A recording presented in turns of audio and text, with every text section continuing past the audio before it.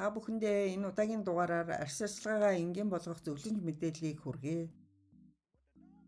Нүүр будалд нь ихэнх эмэгтэйчүүдийн үндсэн хэрэгцээ болсон хүмүүс дор хаяж 4-5 төрлийн бүтээгдэхүүн төрөхгүйгээр гэрээсээ гарч чадахгүй гэж үздэг.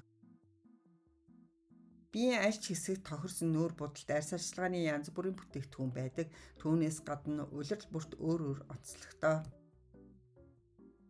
Сүүлийн үед олон шат дараалал бүхий арьс арчилгаанаас татгалзах болсон давлгаа үүсэж, гоо сайхны мэргэжилтнүүд ба блогерууд косметик бүтээгдэхүүнийхээ хэрэглээг хязгаарлах болжээ. Одоо серум ба хайлайтер олон үе шаттай арьс арчилгаа зэргийн оронд бүх улирал тохиромжтой биеийн тос, нүүр цэвэрлэгч ба чийшүүлэх тос байхад хангалттай боллоо. Олон төрлийн шинэ бүтээгдэхүүн туршиж үзэх нь арьсыг шингэний дутагдалд оруулж, хамгаалалтын үйл ажиллагааг нь алдагдуулж, харшлын реакц үүсгэхэд нөлөөлдөг байна. Энэ мэргэжлэнүүдийн батлагдсан дүгнэлт юм. Мэргэжлэнүүдийн үзэж байгаагаар нэгдүгüүрт нь тодорхой нэг орцын арьсанд үзүүлэх бодит нөлөө үр дүнг олж харахын тулд хугацаа шаарддаг. Хоёрдугаарт нь бүтээгдэхүүн бүрийн найрлага өөр бөгөөд заримдаа ижил орц агуулгах бүтээгдэхүүнүүд тухайн орцын цэвэр байдал, үйлдвэрлэлтийн чанар зэргээс хамаарат өөр нөлөөлтөй байдаг.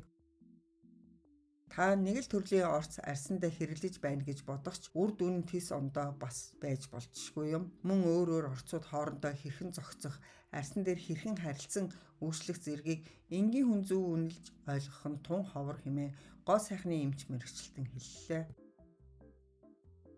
Өдөр буй шинэ нүүрний маск хэрэглэж серум ба шөнийн төсөө тогтмол сольж болох ч өөр тохирсон ганц 2хан бүтээгдэхүүний хэдэн сарын турш тууштай дуустал нь хэрэглэх нь хайгүй үр дүнтэй байх болно. Орчин үеийн гоо сайхны бүтээгдэхүүнүүд ихэвчлэн хурдан хугацаанд хүчтэй нөлөө үзүүлэхийг зорддог. Тэдгээр бүтээгдэхүүнүүдийн найрлаганд маш олон төрлийн ханд ба бажимлууд ордог бөгөөд энэ нь харшилгүй арьсыг хүртэл хариу үйлдэл үзүүлэхэд нөлөөлдөг байна.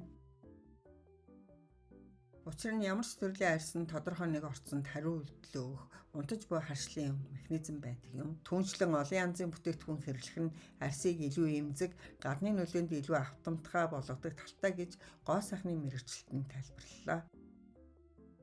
Арьс эвэрлэгч бүтээгдэхүүнийг сольж турших нь илүү эрсдэл багтаа, харин чийшүүлэгч тос ба тоникийг аль болох өөр тохирсон стандарт бүтээгдэхүүн сонгож тууштай хэрэглэх нь чухал юм.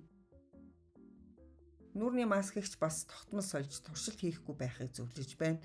Учир нь маск бол арьсны нэмэлт хэрэгцээн дээр тулгуурласан нарийн чиглэлтэй бүтээгдэхүүн юм хэмээн дурджээ. Гоо сайхны бүтээгдэхүүнийг хэтрүүлэн хэрэглэх нь хэр эрсдэлтэй байдаг вэ? Цэвэрлэгээ, тоникчлалт, чийгшүүлэлт ба хамгаалалт гэх тогтолцооны эртнээс бий болсон бидний арьсан шаардлагатай үндсэн арчилгаа юм.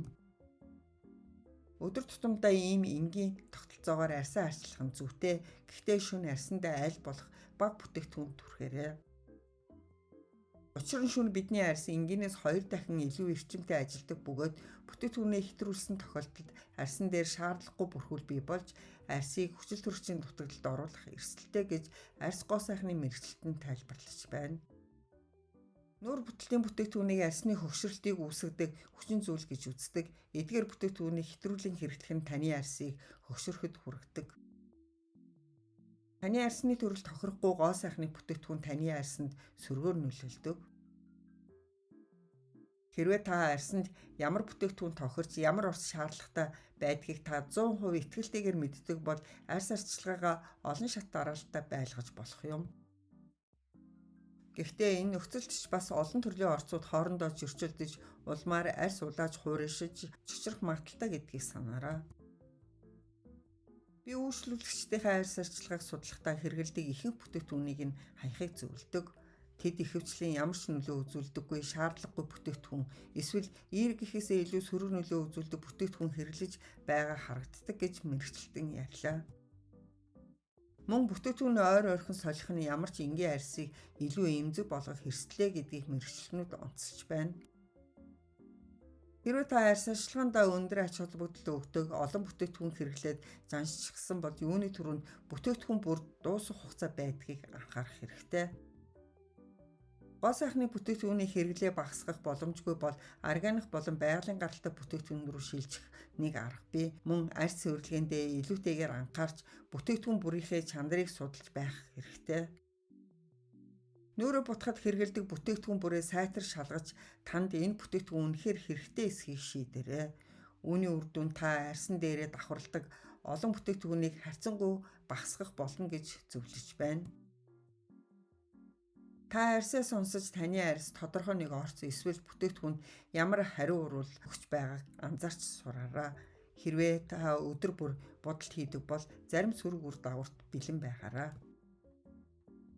Гэсэн хэдий ч та эрүүл бодолтын дадал зуршилтай болсноор сөрөг үр дагавраас урьсан сэргийлэх боломжтой. Өөр тохирсон бүтээгдэхүүнийг хэрэглэж арьсаа дотроос нь чихтэй байлгаарай. Өөрийн арьсны онцлог тохирсон харшил үүсгдэггүй бүтээгдэхүүн худалдаж авахыг зөвлөж байна.